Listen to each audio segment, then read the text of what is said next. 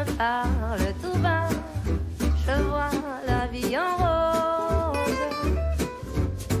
Il me dit des mots d'amour. Bonjour Philippe.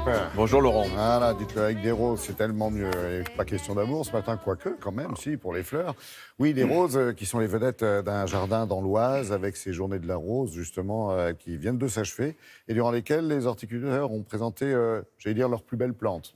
Leurs plus beaux bébés, parce que ce Ouais. sont des obtenteurs, des créateurs qui proposent chaque année des nouveautés, évidemment. Alors, on a un peu flairé la tendance de ce que les Français préfèrent dans leur jardin. C'est toujours la rose préférée des Français, soit dans les vases, soit au jardin. Alors, des roses simples, des roses de notre enfance, parfumées, C'est ça. des roses qui résistent aux maladies, aux parasites, avec des labels, l'ADR, le label rouge, voilà. Et puis des roses simples. Les gens veulent des choses simples dans leur jardin, des roses délicates, très peu pétalées, qui se marient avec d'autres plantes, des lavandes, des graminées. Donc on est allé voir un producteur de roses, un obtenteur, qui lui en parle vraiment avec passion. Regardez. Les rosiers tendance pour le jardin actuellement, ce sont les rosiers paysagers. Les rosiers qu'on n'entretient pas beaucoup, qui vont vivre dans des jardins naturels. Nous avons d'abord ce petit grimpant ou grand arbuste Jean-Jacques Rousseau. C'est un rosier pour planter à mi-ombre, sous un noisetier ou bien le long d'un grillage. Un très bon parfum, peu d'épines en plus. Nous trouvons une belle, Line Renault. C'est un hybride de thé, c'est une rose à couper.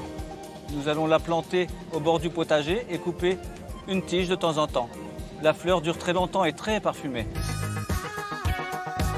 Un grand arbuste, Nevada, 2 mètres sur 2 mètres. On le place au fond du jardin. Il va éclairer un coin d'ombre, très visité par les abeilles, également par les cires. Le rosier Bonica, une machine à fleurs, très généreux jusqu'à l'automne. Peu d'entretien. Ce rosier va être planté dans les grandes plates-bandes. Devant la maison, le long de la route, il peut supporter la pollution par exemple. Très intéressant également, l'églantine du rosier Rush, rosier paysager. Cette églantine peut fleurir à 2 mètres de haut. C'est une variété peu sensible aux maladies. Pour ceux ou celles qui veulent parfumer leur peau pourrie, le rosier Salette. C'est un rosier mousseux. La fleur est très parfumée. Pour les rocailles, les petites scènes bien cultivées en pot, le rosier Feu Follet. Sa floraison commence dans les tons jaunâtres et termine rosé. C'est un descendant d'un rosier très aimé qui s'appelle Mutabilis. Cette variété va être couvre-sol et peut couvrir les pierres chaudes de la rocaille. Alors, quelquefois, Philippe, on plante effectivement un rosier dans son jardin. Alors, c'est magnifique. La première année, on est très fiers de soi.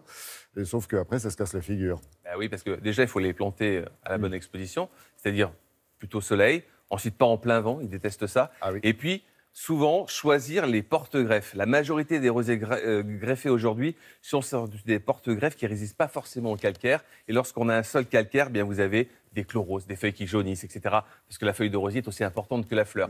Donc, choisir le bon porte-greffe. Pour ça, vous allez demander à votre obtenteur de rosier quel est le porte-greffe idéal pour mon sol calcaire ou pas. Voilà, donc déjà, D'accord. le porte-greffe. Puis il y a d'autres astuces quand même. Deuxièmement, lorsque on ne plante jamais un rosier derrière un autre rosier. Votre rosier est mort, vous dites « Ah ben je vais le remplacer par un rosier ». Non, ça ne se fait pas, sauf si vous faites un trou d'un mètre cube. Donc, On met de la terre, une nouvelle voilà, terre. donc il faut, voilà, on ne fait jamais l'un derrière l'autre, ça c'est la chose. Curieux, Autre ça. chose, si vous voulez des rosiers en fleurs coupées, si vous voulez de la fleur coupée pour les vases, oui. vous avez un jardin, faites un carré de rosier dans votre potager. Mais n'allez pas forcément couper la rose dans les massifs, ça déstructure les massifs esthétiquement. Et là, vous avez dans votre potager le carré des fleurs coupées. Et pour avoir la plus belle rose dans un vase, il faut garder qu'un seul bouquet par tige et supprimer tous les autres boutons sur les boutons axillaires qui sont sur les branches. Et là, vous avez une rose qui tient très bien en vase. Voilà, et pour vous arrêter, j'appuie sur un autre bouton. Merci Philippe.